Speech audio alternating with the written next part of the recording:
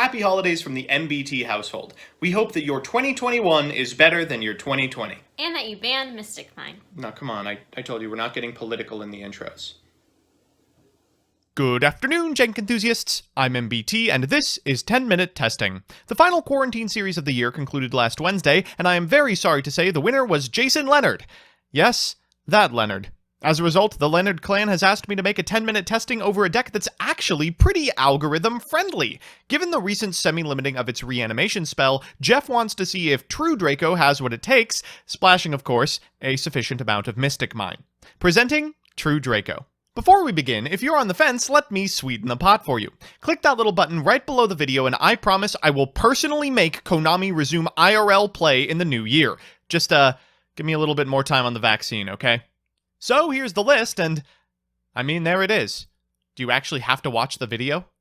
That's a hypothetical. You do in order to get me ad revenue. As always, I'll give you a background about the archetype, a little bit of a discussion about what I hope the deck can do, and of course, the card by card. But first, this video is sponsored by Yu-Gi-Oh! Pro Deck. Yu-Gi-Oh! Pro Deck is an online strategy site for our mutual favorite card game. It's got a deck builder, card database, and a wealth of strategy articles. It's also where I post the Quarantine Series deck breakdowns, so give it a look at www.ygoprodeck.com. Now let's tangle with True Draco. Hell, Zodiac is back. Why shouldn't we give its co-format destroying threat a try? True Draco was one of Konami's first attempts at making spell and trap cards good. At a time when monsters were pushing the boundaries of what was possible, Ring of Destruction was limited with errata. In a format where everything floated, Konami sought to rectify the weaknesses of spells and traps by making them float as well. The True Draco cards, when sent to the graveyard, are either MST or a removal spell. Either mode is pretty good, but over the course of a game, they'll eke out enough advantage to overwhelm their pitiful opponents who relied on fair cards. Except people haven't played fair cards for the better part of half a decade. Things have gotten so wildly out of control in Yu-Gi-Oh! That anything that isn't immediately ending the game will lose to the stuff that is. In order to slow the game down to a manageable pace, therefore, True Draco now has to rely on floodgates like Summon Limit and Mystic Mine to stand a chance against the decks that would otherwise eat them alive. That makes for some extremely unfun gameplay. But hey, you didn't come here to watch me reinvent the wheel. You came here to watch funny streamer man get mad because he's playing Mystic Mine. So with that, let's get into the card by card. We're on 3 Inspector border, 3 Ignis, and 1 apiece of Maiden and Dynamite. For spells, we're on 3 Duality, 3 Demise, no, not that Demise, 3 Heritage, 3 Disciples, 3 Mystic Mine, and 1 apiece of Diagram, Card of Demise, and Terraforming. For traps, we're on 3 Erupt, 3 Summon Limit, 3 Apocalypse, the newly semi-limited Return, Skill Drain, Metaverse, and Order. So with that, let's jump into the games. Our first match is up against Abyss Actor. God, when they said Pendulum Best Deck, I didn't think this was what they meant.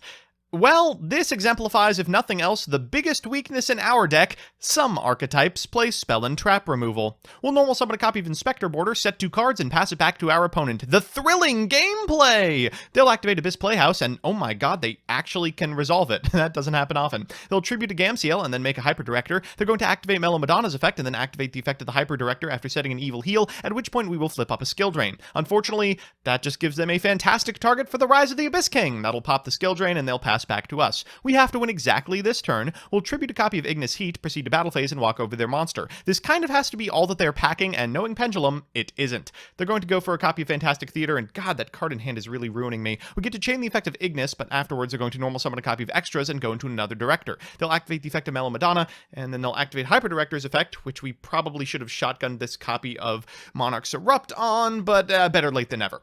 We're going to take a fair amount of damage as they walk over the Ignis, but we have just the win condition prepared. As they get in, we will fire off Mystic Mine. God, I just love Yu-Gi-Oh!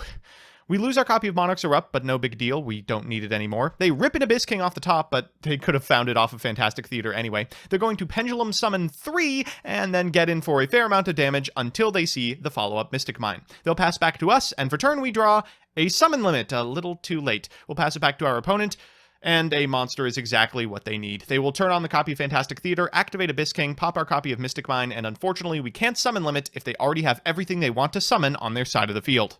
Our second match is up against Unchained and showcases a second huge problem with the deck. While we obviously want to go first and set up floodgates like Summon Limit and Monarch's Erupt, sometimes you get a lot of mileage out of your opponent committing to a really heavy board and you landing a Mystic Mine. That can't happen if your opponent refuses to commit. Ours is going to set one and pass. Well, we draw an Inspector Border, which is pretty much the best possible normal we could have found. We'll get in for 2,000, set 3 cards, and pass it back to our opponent. They're going to activate Interrupted Kaiju Slumber to get a Radian from their deck. They're then going to walk into the Kumungus that they have so graciously gifted us. Remember, that card must attack every turn. We draw a copy of Pot of Duality. I'll go ahead and fire that off into an Ash Blossom. Okay, looks like we're passing once again.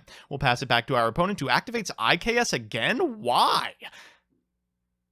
Oh, that's stupid. Radian's a fiend, so because it was sent to the graveyard, they can go for Abominable Unchained Soul. Well, they'll get in for 600 and 3,000. This is lethal damage, so we finally have to commit to something. We draw off the top. Demise. Maybe we can trick them into activating it. They'll activate Escape at end step, and dang it, on the fresh one. Okay, we get to go for Ignis here, so we're probably not dead. We'll activate Erupt as they activate Abominable Unchained Soul, so when they activate its effect, it's going to be negated, but this Ignis is not long for this world. They'll proceed to the battle phase and get in for 403k. We are down to 600 life points, and we got to draw something crazy. That is not it. We will activate Disciples and activate its effect to tribute this copy of Dynamite Knight. We'll Heritage and... oh, wait a minute. Mystic Mine to the rescue! We'll pass it back to our opponent and dare them to out our spell card. They'll make an Unchained Soul of Rage, set 1, and pass back to us. For turn, we draw Disciples. Fantastic. Now that we have enough in graveyard, we're drawing 2 cards a turn. We'll go ahead and shuffle those 3 back in and find off the top a pretty crazy card as well. We'll pass it back to our opponent to... oh, shoot. Okay, they're going to go for Prison. That's going to get them an escape, so we have to win this turn. Okay, we draw a copy of Majesty Maiden. That's pretty good. We're going to Tribute and then activate the Graveyard Effect of Disciples, targeting the escape. They escape early, popping our Mystic Mine. Afterwards, we're going to activate Unchained Soul of Rage. We will chain to the effect of that so we can activate Maiden's effect, and they'll chain Chamber to bring back the Unchained Soul. We'll proceed to the battle phase and walk over it. They can't activate its effect twice. We can Heritage for a copy of Ignis, and I'm feeling okay about this, especially after we draw an Apocalypse off the top. They're going to go ahead and tribute for Irradiant, special Irradiant, attack, in damage step will activate Apocalypse, popping our Heritage. We have lethal, but the last card in hand is Unchained Soul. Are you kidding me? So it's time for game 3, and you know what that means, a best of 3 versus meta. Our opponent's playing Drytron, and they are going first. We are in for it. They're going to lead with a copy of Preparation of Rites. That's going to get from their deck to their hand a copy of Ben 10. Next, they'll activate Alpha, pitching the Ben 10 so they can trigger the effect of the Ben 10 and the effect of the Alpha, adding a Ben 10 and an Ava. They'll activate Zeta next, tributing the Ben 10 so they can add a copy of the Ritual spell and a third copy of Ben 10 to hand before going into Union Carrier and equipping with a Dawn Knight from deck. They'll activate Meteorus in order to go into a Ben 10 from graveyard, triggering the effect of the Dawn Knight to send a copy of Gamma, which they can summon from the graveyard by tributing the Ben 10 in hand. They'll activate Ben 10's effect for a Vanity's Ruler, then Meteorus to put that back in hand, fire it off to get a Ben 10 from graveyard, then tribute summon the Vanity's Ruler with 2 Ben 10s, which hilariously triggers them, which allows them to get pretty much every fairy remaining in their deck to their hand. They'll go into a Herald and pass back to us. We'll lead with a copy of Terraforming, we'll get a copy of Mystic Mine, we'll fire a Mystic Mine, they'll negate it with Herald of Mirage Lights, but that is a once per turn. They'll activate Ava's effect, and we'll land the Mystic. They do not have an out to this in their main deck, so we are going to go to game 2. So that's their win con. I was really hoping it wasn't a negation boss. Okay, well, they're going first. They'll lead with a copy of Fafnir, they're going to get a copy of Nova, then activate Nova's effect to summon an Alpha from deck. Afterwards, they're going to go into a Link Rebo, then activate Alpha's effect in order to summon it back and get a copy of Ben 10 from deck. They'll make an Anima and a copy of Union Carrier before activating its effect and equipping a Dawn Knight from deck. They'll activate Zeta in graveyard in order to get the Ritual spell and tribute to Ben 10, triggering Ben 10's effect for a Ben 10. They'll Meteorus in order to get a Ben 10 back from graveyard, then trigger the effect of Dawn Knight in order to send a Gamma. They'll add that Ritual spell back to hand, then activate Gamma's effect, pitching a Ben 10 from hand in order to summon a couple of Drytron. They'll activate Ben 10's effect for a Vanity's Ruler, activate the Ritual spell again for a Herald of Ultimateness, tribute summon the Vanity's Ruler, get themselves a copy of Herald of Orange Light, and pass back to us. This is very bad. We'll go for Dragonic. That fiends a Herald. Unfortunately, it fiends it with Ava, so we didn't actually accomplish anything. We'll set 4 and, I guess, try for the Mystic Mine. There's 1 card out of the hand at least. Now, we might be able to do it. We do have a copy of Apocalypse set and a second trap in True King's Return. This means we maybe could pop the Herald of Ultimateness and then resolve the demise of the land we have set. They're going to go into a Serb and then activate Gamma. We'll go for it now. They'll negate the copy of Apocalypse, and unfortunately, that doesn't count as it going from the field to the graveyard. As a result, they're going to be able to make Unicorn and Access Code Talker using Access Code Talker's effect to gain enough attack points to push for lethal. We'll flip up Summon Limit far too late and die.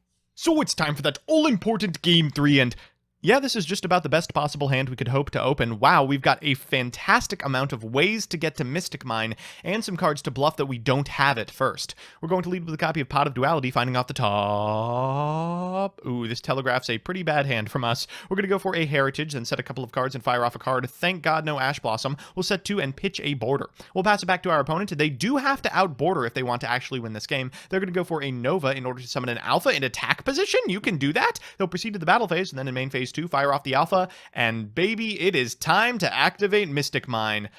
Gameplay. They'll pass back to us, and I have no qualms passing back to my opponent. They draw for turn, it doesn't out Mystic Mine, they'll pass back to us, and this is really the saddest part of it, right? Even after a card was removed from the limited list, the best case scenario for True Draco is you're able to pass hundreds of times in order to finally grind your opponent out of cards in deck. It relies on them not boarding a single piece of spell and trap destruction versus your spell and trap oriented deck. At the moment, there's no reason for our opponent to concede. They have more cards in deck than we do. The only thing they're losing by staying in the game is their dignity. Unfortunately for our opponent, this card that we've just drawn, Disciples of the True Draco Phoenix, ensures that we're always going to win a deck-out war. But in order to turn it on, we need to start discarding 2 hand-size True King and True Draco cards. We'll start now, pitching a True King's Return. See, it matters that it was at 2 copies, and they'll pass back to us in kind. This time, we'll send a copy of Ignis. We're getting there, folks. We are getting there. For turn, we draw another Mystic Mine, all 3 represented on our hand and on the field. Our opponent passes back after setting a field spell, and finally we can activate Disciples. We will do so. We now have more cards in deck than our opponent, and as they draw their last remaining card, they recognize the window to win the game has closed. So we're back, and it's not often that the only win is against meta, but when it happens, we know we've got something mystic on our hands. Mystic and garbage. Let's do the pros and cons. First, the pros. 1, Mystic Mine is still strong. Even if Draco has been completely eclipsed by modern card design, you can't attack or activate effects is decent. 2, there are still relevant floodgates. Sure, Teekboo isn't as good as it was last format, but for all the fairies and machines in the world, Drytron can't beat Summon Limit. And 3, there's,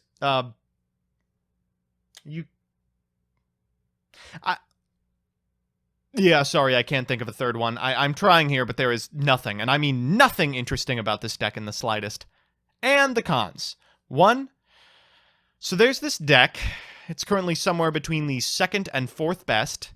It's called Eldritch, and it literally cannot lose to this deck. I think the win rate might actually be 100%. 2, the second copy of Return changes literally nothing. There is never a time when you are searching Return, or you are happy to have drawn it. It's always gummy, bricky, and only a small part of a winning strategy that almost always fails to come together. And 3, when your most poignant piece of advice you can give someone is, consider playing Sword of Deep-Seated, you've definitely screwed up somewhere. All in all, unban masterpiece. Or don't. I don't want to see this played ever under any conditions.